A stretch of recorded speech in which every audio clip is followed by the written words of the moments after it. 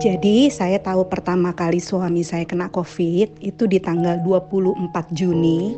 Waktu itu suami saya siang-siang sakit kepala dan demamnya tinggi, terus seharian itu menggigil.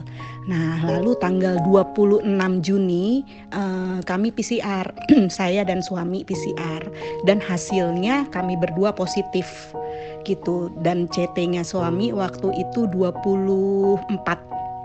Nah, abis itu sehari doang itu suami saya demamnya sampai menggigil parah itu 1 hari. Kemudian 7 sampai 8 hari kemudian dari tanggal 24 Juni itu suami saya saturasinya bagus di 97 dan 98 dan sehat banget, nggak ada gejala apapun. Nah, masuk kira-kira setelah 10 harian ya, saturasi mulai turun ke 94, lalu turun lagi 92, beberapa hari kemudian turun lagi jadi 90, terus sampai akhirnya di tanggal 9 dan 10 Juli kondisi suami saya itu drop banget, saturasi sampai 82 dan jalan 2 langkah aja gak kuat gitu, jadi cuman mau ke WC aja mesti saya bantuin. Nah, tanggal 10 Juli itu karena kondisi suami itu udah betul-betul lemah banget sampai duduk di mobil aja dia nggak kuat. Itu saya betul-betul panik banget kan. Waktu itu saya kontak Pak Niko, Pak ini gimana ya?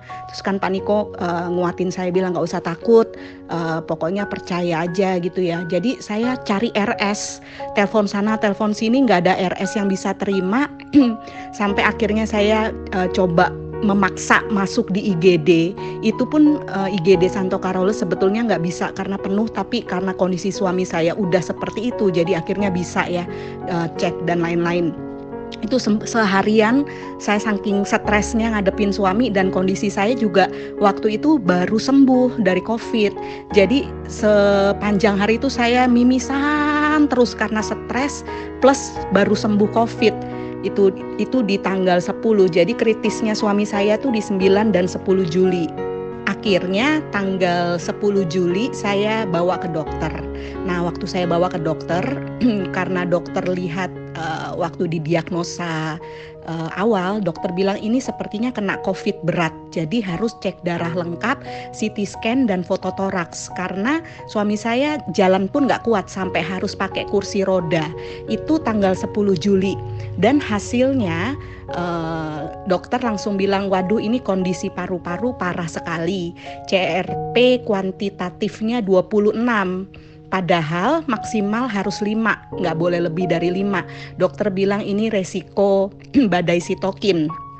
Terus D-dimernya sampai 9.300, padahal maksimal di 500. Itu waktu itu tanggal 10 Juli.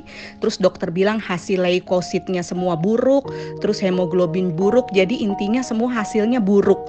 Terus dokter bilang sebenarnya saya nggak izinin untuk suami kamu pulang, kondisinya kritis dan berisiko tinggi, tapi RS kita penuh, IGD penuh, jadi saya nggak bisa kasih suami kamu untuk rawat inap di sini. Lalu setelah cek dokter dan dokter bilang kondisinya kritis dan dokter bilang ya udah dirawat jalan aja di rumah. Kemudian dokter kasih obat dan selama tahap pengobatan itu saya selalu kasih Suba 6-8 dan Utsu 6. Saya kasih 6-8 Suba. Kalau saya lihat kok hari ini lagi lemes banget, saturasinya rendah di 85, 84, itu Subanya saya kasih 8. Tapi begitu saturasinya udah mendingan, besoknya saya kasih 6. Yang jelas minimal 6-8 Suba dan 6 Utsu. Terus akhirnya tanggal 16 saya cek lagi, hasilnya sudah bagus, turun D-dimernya jadi 1.600 dan dokter bilang ini cepat banget karena hanya dalam 6 hari dari 9.300 jadi 1.600. Dan tadi tanggal 24 ini dokter cek lagi dan dokter bilang wah ini cepat banget hasilnya karena udah di 300 D-dimernya gitu. Jadi puji Tuhan banget, dan dokter bilang selamat ya Bu, selamat ya Pak, suami Ibu, Bapak udah sembuh, sekarang udah sehat gitu.